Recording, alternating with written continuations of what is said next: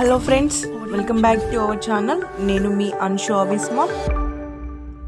ఈరోజు నేను మీకు వంకాయ టమాటా రొయ్యల కర్రీ తయారీ విధానం చూపిస్తాను ఫ్రెండ్స్. ఇంతకంటే ముందుగా మన ఛానల్ని ఎవరైనా సబ్స్క్రైబ్ చేయని వాళ్ళు ఉంటే సబ్స్క్రైబ్ చేయండి ఫ్రెండ్స్. ప్లీజ్, మీ సపోర్ట్ అనేది నాకు చాలా ఇంపార్టెంట్. ఇక మనం వీడియోలోకి వెళ్దాం ఫ్రెండ్స్. మనకు వంకాయ టమాటా రొయ్యల కర్రీ ఎలా తయారు చేసుకోవాలో ఈ వీడియోలో అయితే చూద్దాము. దీనికి కావాల్సిన ముందుగా ఏంటంటే, మనము ఒక చిన్న కప్పు డ్రై ప్రాన్స్ అండి, అదే ఏమంటారంటే ఎండు రొయ్యలు. ఈ ఎండు రొయ్యలు తీసుకొని స్టవ్ ఆన్ చేసుకొని ఒక బౌల్ పెట్టుకొని ఫ్లేమ్ అనేది మీడియం ఫ్లేమ్లో పెట్టుకొని ఈ డ్రై ప్రాన్స్ని అయితే వేయించుకోవాలి. కొంచెం మనకు తెలుస్తుంది ఎంతసేపు వేయించుకోవాలనేది. ఒక 5 minutes అలా వేయించుకొని దించండి. దించిన తర్వాత దీని ముళ్ళు ఉంటుంది కదా, దీనికి కొంచెం ఎండిన ముళ్ళు అయితే ఉంటుంది కదా, అది తల భాగంలో ఉంటుంది. ఈ తల భాగంలో ఉన్న ముళ్ళు అయితే తీసేసి పక్కకు ఉంచుకోండి. దీంతో పాటుగా మనకి ఇంకేం కావాలో చూసుకుందాము.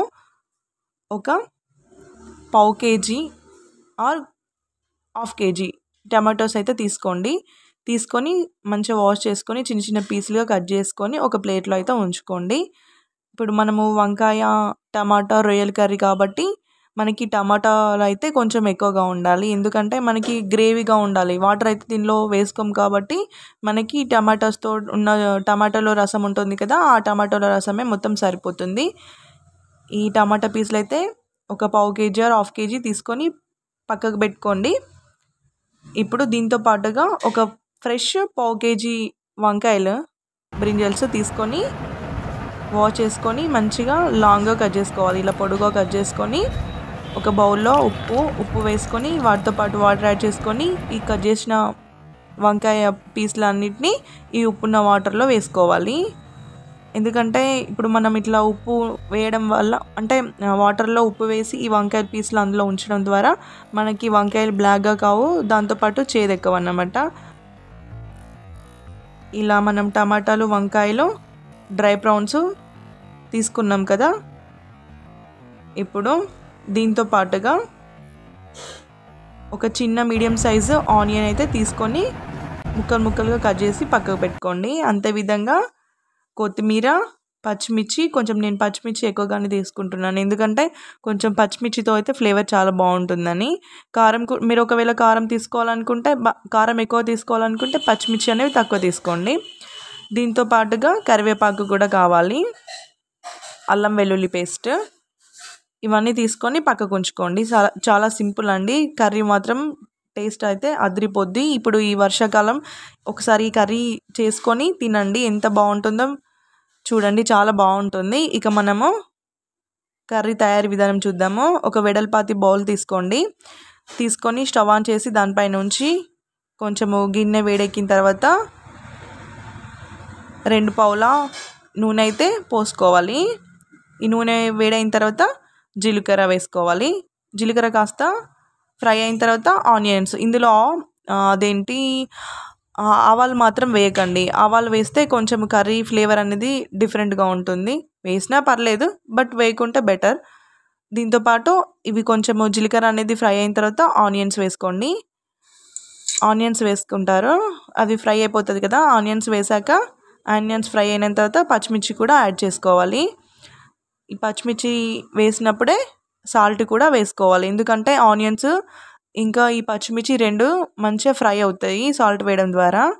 మనము ఫస్ట్ అయితే ఒక స్పూన్ అయితే వేసుకోవాలి. ఫస్టే ఎక్కువ స్పూన్ వేసుకుంటే ఉప్పు అయితే ఎక్కువగా అయిపోతుంది, మనకి ఉప్పిసం అనేది అవుతుంది, మనం తినలేము. అదేదో లాస్ట్ వేసుకుంటే సరిపోతుంది టేస్ట్ చూసుకొని. ఇప్పుడు ఉప్పు వేసుకొని వీటిని బాగా కలుపుకోవాలి.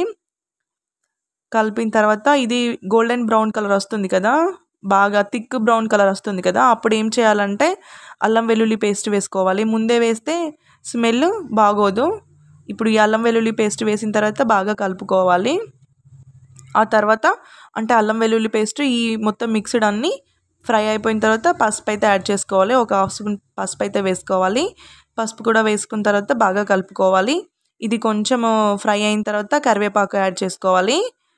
కరివేపాకు యాడ్ చేసుకున్న తర్వాత ఒకసారి బాగా కలుపుకొని కొద్దిగా జీలకర్ర మెంతుల పొడి అయితే వేసుకోవాలి ఫ్రెండ్స్. ఎందుకంటే ఈ కరివేపాకు జీలకర్ర మెంతుల పొడి వేసినప్పుడు ఈ రెండు కాంబినేషన్లో ఫ్లేవర్ అనేది మిక్స్ అయిపోయి చాలా టేస్టీగా ఉంటుంది.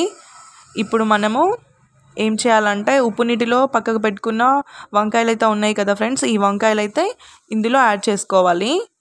ఫస్ట్ అయితే మనకు బ్రింజల్సే వేసుకోవాలి. ఈ వంకాయలు వేసుకోవడం వల్ల మనకి ఫ్రై అనేది మంచిగా అవుతుంది, కొంచెం దగ్గరగా అవుతుంది. ఫస్టే టమాటోస్ వేసుకోవడం వల్ల ఈ బ్రింజల్స్ అనేవి ఉడకవు. సో మనకి ఇప్పుడు ఈ బ్రింజల్స్ ఉడకాలి కాబట్టి ఫస్టే మనము ఈ బ్రింజల్స్ వేసుకోవాలి. కొంచెం ఫ్రై అయిపోయిన తర్వాత అప్పుడు టమాటోస్ వేసుకోవాలి. ఇప్పుడు మనం ఈ బ్రింజల్స్ అయితే వేసుకున్నాం కదా, ఇవి కాస్త ఫ్రై అయిపోయిన తర్వాత ఒక 2 minutes తర్వాత మనం పక్కకు పెట్టుకున్న డ్రై ప్రాన్స్ ఉన్నాయి కదా, ఈ డ్రై ప్రాన్స్ కూడా ఇందులోకి యాడ్ చేసుకోవాలి. ఇప్పుడు బాగా కలుపుకొని ఒక 5 minutes అయితే మూత ఉంచుకోవాలి ఫ్రెండ్స్. మూత ఉంచుకొని ఉడికినాయా లేదా అని చెప్పేసి ఒక 2 times అయితే చెక్ చేసుకోవాలి. ఎప్పుడైతే మనకి బ్రింజల్ అయితే ఉడికింది అంటే తెలుస్తుందో, అంటే ఇప్పుడు మనము గంటెతోటి చూసుకోవాలి, చెక్ చేసుకోవాలి ఉడికిందా లేదా అని చెప్పేసి. ఒకవేళ మనకు ఉడికింది అనిపించినప్పుడు దీనిలో ఏం చేయాలంటే టమాటోస్ వేయాలి. టమాటోస్ వేయడానికంటే ముందు మీరు కారం అయితే యాడ్ చేసుకోవాలి. కారం ఎలా అంటే ఇప్పుడు మనం ఫస్ట్ అయితే పచ్చిమిర్చి ఎక్కువగా తీసుకున్నాం కదా, ఇప్పుడు కారము నేను తక్కువగా తీసుకుంటున్నాను. ఒకవేళ మీరు ముందే కారం ఒకవేళ ఎక్కువ కావాలనుకుంటే పచ్చిమిర్చి తక్కువ చేసుకోవాలి. ఇక్కడ నేను 1 spoon కారం తీసుకున్నాను. బాగా కలుపుకోవాలి. తర్వాత టమాటోస్ మొత్తం ఇందులో యాడ్ చేసుకోవాలి. టమాటోస్ మొత్తము యాడ్ చేసుకొని బాగా కలుపుకోవాలి. ఇప్పుడు మళ్ళీ ఒకసారి మూత అయితే పెట్టుకోవాలి. ఒక 5 minutes అట్లానే ఉంచుకొని మళ్ళీ ఒకసారి చెక్ చేసుకోవాలి. ఈ మూతలో ఉన్న ఆవిరి మొత్తము కర్రీలో పడే విధంగా అందులో ఇప్పుడు బాగా కలుపుకోవాలి. బాగా కలుపుకొని మళ్ళీ ఒకసారి మీరు మూత అయితే పెట్టుకోండి. 5 minutes ఉంచుకోండి. అది మొత్తము మగ్గిపోతుంది, కర్రీ మొత్తం మగ్గి దగ్గరికి వస్తుంది. ఇప్పుడు అలా అయింది అన్న వెంటనే మనం ఏం చేయాలి అంటే కొత్తిమీర కూడా ఇప్పుడు యాడ్ చేసుకోవాలి. కొత్తిమీర అయితే యాడ్ చేసుకోవాలి.